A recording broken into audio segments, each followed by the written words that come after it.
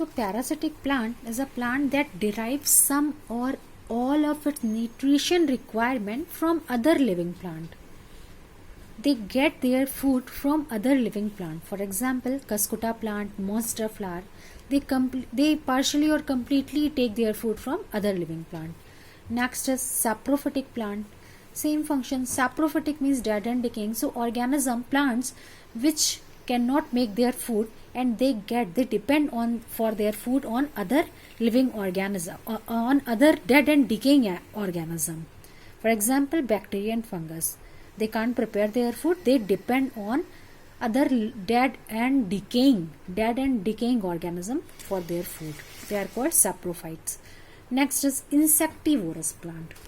So insectivorous plants are the plants that derive their nutrition by consuming insects and other organisms. So how they get their food? They derive their food by consuming insects and other organisms, generally insects. Okay, so they have spatial how they intake their food from insects, because they have spatial features that attracts insects and trap them and digest them to obtain nutrients.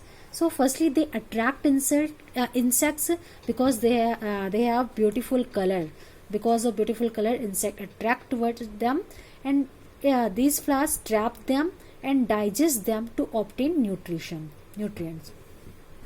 Okay, so what are the examples of insectivorous plant?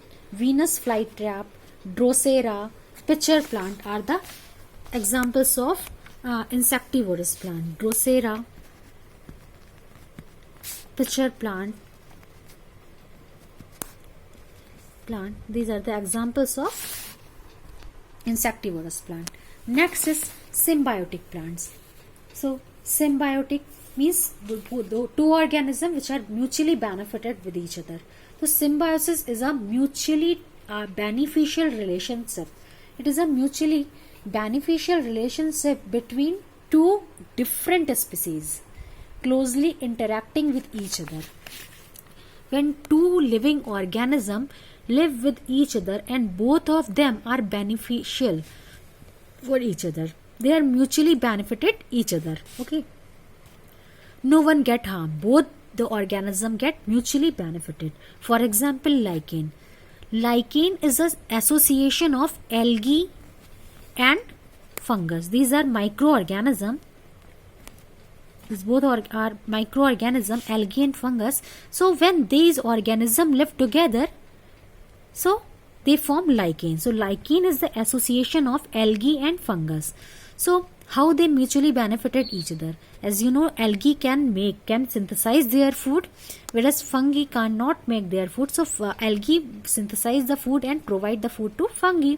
And what does fungi do? Fungi provide shelters and protect the algae from the outer environment. Okay, fungi provide the shelter and protect them from the outer environment, and algae synthesize the food and provide to fungi. In this way, both the organisms mutually benefited each other. Okay, so this type of association is called lichen. These are the example of symbiotic plants. So symbiotic plants are is a type of symbiosis in these plants mutually benefited each other. Both of them get mutually benefited. Okay, and they are closely interacting with each other.